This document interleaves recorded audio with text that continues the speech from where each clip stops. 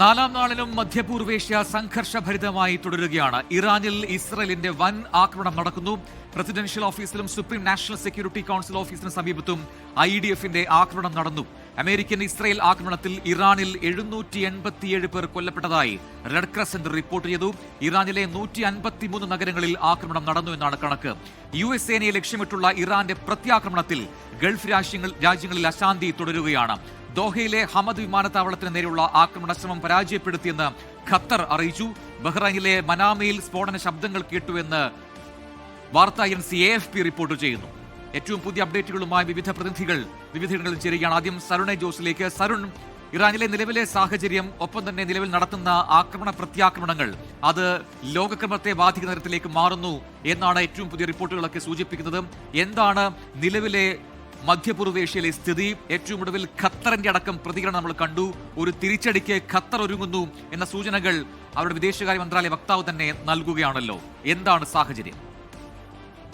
പ്രജിൻ, ഇന്ന് കുറെ കൂടി കടുപ്പിക്കുകയാണ് ഇറാനെതിരെയുള്ള സൈനിക നടപടി. ഇസ്രായേലിന്റെയും അമേരിക്കയുടെയും 100-ലേറെ സൈനിക വിമാനങ്ങളാണ് ഇന്നും ഇറാന്റെ ആകാശത്തിന് മുകളിൽ പറന്നത്. ഇറാനിലെ നഗരങ്ങളും അതുപോലെ തന്നെ ഭരണ സൈനിക കേന്ദ്രങ്ങളും ലക്ഷ്യമിട്ടായിരുന്നു പ്രധാനമായും ഇന്നത്തെ ആക്രമണം. ഇന്ന് അല്പസമയം മുമ്പ് ഇസ്രായേൽ പ്രതിരോധ സേന അറിയിച്ചതനുസരിച്ച് പ്രസിഡൻഷ്യൽ ഓഫീസിലും അതുപോലെ തന്നെ സുപ്രീം നാഷണൽ സെക്യൂരിറ്റി കൗൺസിലും കേന്ദ്രീകരിച്ച് ആക്രമണം നടത്തി. അതുപോലെ തന്നെ IRGCയുടെ കേന്ദ്രത്തിലും ആക്രമണം നടത്തി. ഇറാന്റെ പ്രസിഡന്റ് മസൂദ് പെസഷ്ക്യാൻ, അതുപോലെ തന്നെ സുപ്രീം നാഷണൽ സെക്യൂരിറ്റി കൗൺസിലിന്റെ സെക്രട്ടറി അലി ലാരിജാൻ എന്നിവരെ ലക്ഷ്യമിട്ടായിരുന്നു ഇന്നത്തെ ഇസ്രായേലിന്റെ ആക്രമണമെന്ന് ഇതിലൂടെ വ്യക്തമാണ്. ഇവരുടെ ടെഹ്റാനിലുള്ള പാസ്ചർ സ്ട്രീറ്റിലെ ഓഫീസുകളിലേക്കാണ് ഈ ആക്രമണം ഉണ്ടായത്.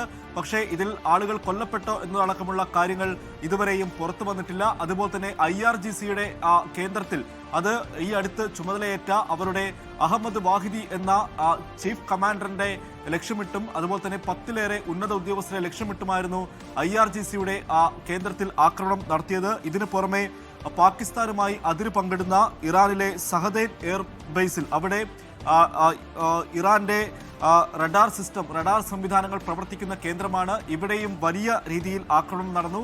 അതുപോലെ തന്നെ കെർമാൻ ഷാ പ്രവിശ്യ, അവിടെ ചോക്കോ ബാൾക്ക എന്ന് പറയപ്പെടുന്ന സ്ഥലത്ത് അവിടെ ഇറാന്റെ ഡ്രോൺ സംഭരണ കേന്ദ്രമാണ്. ഇവിടെയും വലിയ രീതിയിൽ ആക്രമണം നടന്നെന്ന റിപ്പോർട്ടുകൾ പുറത്തുവന്നു. അതുപോലെ തന്നെ ഇന്നലെ നമ്മൾ കണ്ടതാണ് നദാൻസിലെ ആണവ സമ്പുഷ്ടീകരണ കേന്ദ്രത്തിൽ ആക്രമണം നടന്നെന്ന് ഇറാൻ ഇന്നലെ പറഞ്ഞിരുന്നു. ഇക്കാര്യം ഇന്ന് അന്താരാഷ്ട്ര ആണവോർജ ഏജൻസി സ്ഥിരീകരിച്ചു. ഇവിടെ ഈ ആണവ സമ്പുഷ്ടീകരണ കേന്ദ്രത്തിന്റെ കവാടങ്ങൾ തകർന്നു. പക്ഷേ ആണവ ചോർച്ച ഉൾപ്പെടെയുള്ള കാര്യങ്ങൾ റിപ്പോർട്ട് ചെയ്തിട്ടില്ല എന്നാണ് ഇപ്പോൾ അന്താരാഷ്ട്ര ആണവോർജ ഏജൻസി വ്യക്തമാക്കുന്നത്. ഇറാൻ യുദ്ധക്കളമായെങ്കിൽ തൊട്ടപ്പുറം അതുപോലെ തന്നെ ലെബനനും മറ്റൊരു യുദ്ധക്കളമായി മാറുന്നു എന്നുള്ള റിപ്പോർട്ടുകൾ പുറത്തു വരുന്നു. ബെയ്റൂട്ടിൽ നിന്നും, ലെബനോന്റെ തലസ്ഥാനമായ ബെയ്റൂട്ടിൽ നിന്നും 30,000-ലേറെ പേരാണ് ഇപ്പോൾ പലായനം ചെയ്തുകൊണ്ടിരിക്കുന്നത്. വടക്കു ഭാഗത്തേക്കാണ് ഇവർ പലായനം ചെയ്തുകൊണ്ടിരിക്കുന്നത്. ഈ ഭാഗങ്ങളിൽ ഹിസ്ബുള്ളയെ കേന്ദ്രീകരിച്ച് ഇസ്രായേൽ ഇന്ന് ആക്രമണം ശക്തമാക്കിയിരുന്നു. അതുപോലെ തന്നെ ലെബനോണിന്റെ തെക്കൻ ഭാഗത്ത്, ഇവിടെ ഹിസ്ബുള്ളയുടെ ഏറ്റവും പ്രധാനപ്പെട്ട കേന്ദ്രങ്ങളാണ് ലെബനോണിന്റെ തെക്കൻ ഭാഗങ്ങളിൽ. ഇവിടെ ഹിസ്ബുള്ളയെ കേന്ദ്രീകരിച്ച് ഇസ്രായേൽ അതിശക്തമായ ആക്രമണമാണ് നടത്തുന്നത്. ഇന്നലെയാണ് ഹിസ്ബുള്ളയെ ബാൻ ചെയ്തുള്ള ലെബനോന്റെ അറിയിപ്പ് ഇന്നലെ പുറത്തു വന്നത്. അതിന് പിന്നാലെയാണ് ലെബനോനിൽ ഇസ്രായേൽ ആക്രമണം കടുപ്പിച്ചത്. ഇസ്രായേലുമായി അതിർത്തി പങ്കിടുന്ന തെക്കൻ ലെബനോണിൽ നിന്നും ലെബനീസ് സൈന്യം അവിടെ നിന്നും പിന്മാറുകയാണ്. ഇവിടെ ഹിസ്ബുള്ളയുടെ ഉന്നത നേതാക്കളെയും നയീം കാസിം അടക്കമുള്ള അവരുടെ തലവനെയും ലക്ഷ്യമിട്ടാണ് ഇപ്പോൾ ഇസ്രായേൽ ആക്രമണം തുടരുന്നത്. ഈ ഭാഗങ്ങളിൽ നിന്നും ആളുകൾ ഒഴിഞ്ഞു പോകുന്നുണ്ട്. ബെയ്റൂട്ടിൽ ഇന്നലെ രാത്രി അടക്കം കെട്ടിടങ്ങൾക്ക് നേരെ ആക്രമണം ഉണ്ടായേക്കാമെന്ന മുന്നറിയിപ്പുകൾ ഇസ്രായേൽ നടത്തിയിരുന്നു. ഇതിന് പിന്നാലെ ആയിരക്കണക്കിന് ആളുകളാണ് ഇന്നലെ തെരുവുകളിൽ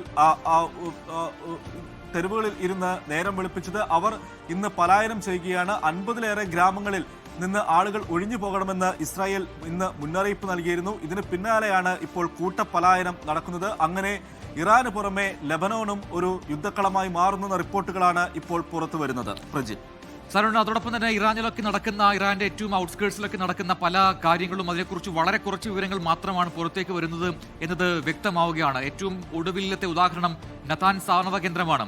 ഇന്നലെ ഇറാനിലെ തന്നെ ഒരു നയതന്ത്ര പ്രതിനിധി, അതായത് ഐക്യരാഷ്ട്ര സംഘടനയുടെ ആണവോർജ്ജ ഏജൻസിയിലെ ഇറാന്റെ പ്രതിനിധി തന്നെ പറഞ്ഞു, മിനിഞ്ഞാന്ന് അവിടെ ഒരു ആക്രമണം ഉണ്ടായി, നതാൻസിനെ ഹിറ്റ് ചെയ്തു എന്ന് പറയുന്നു. പക്ഷേ ഇപ്പൊ ഇന്നലെ ആണവോർജ്ജ ഏജൻസി മേധാവി പറയുന്നത് അത്തരത്തിലൊരു ആക്രമണം നടന്നില്ല എന്നായിരുന്നു. പക്ഷേ ഇന്നത് തിരുത്തി അവിടെ നതാൻസിൽ ആക്രമണം ഉണ്ടായി എന്ന് സ്ഥിരീകരിക്കുകയും ചെയ്യുന്നു. അപ്പോൾ വളരെ കുറച്ച് വിവരങ്ങൾ മാത്രമാണ് പുറത്തു വരുന്നത് എന്നാണോ കരുതേണ്ടത്? രൂക്ഷമായ ആക്രമണം ഇറാന്റെ പലയിടങ്ങളിൽ നടക്കുന്നു എന്ന് കരുതേണ്ടിയിരിക്കുന്നു. പ്രജിൻ, ഇപ്പോൾ പടിഞ്ഞാറൻ ഇറാൻ കേന്ദ്രീകരിച്ച് ഇസ്രായേലും അതുപോലെ തന്നെ ഇറാന്റെ കിഴക്കൻ മേഖല കേന്ദ്രീകരിച്ച് അമേരിക്കയുമാണ് രൂക്ഷമായ ആക്രമണം നടത്തുന്നത്. പ്രജിൻ സൂചിപ്പിച്ചതുപോലെ ഇന്നലെ നതാൻസിൽ ആക്രമണം നടന്നെന്ന് ഇന്നലെയാണ് അന്താരാഷ്ട്ര ആണവോർജ്ജ ഏജൻസിയിലെ ഇറാന്റെ പ്രതിനിധി റേസ നജാഫ് വ്യക്തമാക്കിയത്. പക്ഷേ ഇക്കാര്യം സ്ഥിരീകരിക്കാൻ കഴിയുന്നില്ല എന്നായിരുന്നു ഇന്നലെ അന്താരാഷ്ട്ര ആണവോർജ്ജ ഏജൻസി അവരുടെ പ്രതികരണം. കാരണം ആണവോർജ്ജ കമ്മീഷന്റെ പ്രതിനിധികൾക്ക് ഇറാനിലെ ചുമതലപ്പെട്ടവരുമായി ബന്ധപ്പെടാൻ കഴിയുന്നില്ല എന്നായിരുന്നു അവരുടെ വിശദീകരണം. പക്ഷേ ഇന്ന് അന്താരാഷ്ട്ര ആണവോർജ്ജ ഏജൻസി ഇന്ന് വ്യക്തമാക്കുന്നുണ്ട് ഈ നതാൻസ് ആണവ കേന്ദ്രത്തിലെ കവാടങ്ങൾ തകർന്നുവെന്ന്. ഇത് സംബന്ധിച്ചുള്ള ചിത്രങ്ങളും ഇന്ന് പുറത്തു വന്നിരുന്നു. ഈ കവാടങ്ങൾ തകർന്നതായി ആ ദൃശ്യങ്ങളിൽ വ്യക്തവുമാണ്. നേരത്തെ സൂചിപ്പിച്ച പോലെ ഇറാന്റെ 500-ലേറെ പ്രദേശങ്ങളിൽ ഇതിനകം ആക്രമണം നടന്നു കഴിഞ്ഞു. 1000-ലേറെ ഡ്രോണുകളും മിസൈലുകളും ഉപയോഗിച്ചായിരുന്നു ഈ ആക്രമണമെന്നാണ് റെഡ് ക്രസന്റ് വ്യക്തമാക്കുന്നത്. 787 പേരാണ് ഈ ആക്രമണങ്ങളിൽ കൊല്ലപ്പെട്ടത്. പക്ഷേ യഥാർത്ഥ കണക്കുകൾ ഇനിയും അപ്പുറമായിരിക്കും. കാരണം ആശുപത്രികൾ ഇന്നലത്തെ കണക്കനുസരിച്ച് 11 ആശുപത്രികൾ പൂർണ്ണമായും തകർന്നെന്ന റിപ്പോർട്ടുകളായിരുന്നു ഇന്നലെ ഉണ്ടായിരുന്നത്. പക്ഷേ അതിൽ കൂടുതൽ ആക്രമണവും അതുപോലെ തന്നെ നാശനഷ്ടവും ഉണ്ടായെന്നുള്ള സ്ഥിരീകരിക്കാത്ത റിപ്പോർട്ടുകൾ കൂടി ഈ ഘട്ടത്തിൽ പുറത്തു വരുന്നുണ്ട്. അതിനാൽ ഇപ്പോൾ നമ്മൾ കേൾക്കുന്ന കണക്കുകൾക്കപ്പുറം ഈ സംഘർഷ സാഹചര്യം നീങ്ങിയിട്ടുണ്ടാകും എന്ന കാര്യത്തിൽ യാതൊരു സംശയവുമില്ല. യഥാർത്ഥ കണക്കുകൾ പുറത്തു വരുമ്പോൾ നമ്മൾ ഈ കേട്ടതിനും അതുപോലെ തന്നെ കണ്ടതിനും അപ്പുറത്തായിരിക്കും എന്നുള്ള സംശയവും ഇപ്പോൾ ബലപ്പെടുകയാണ്.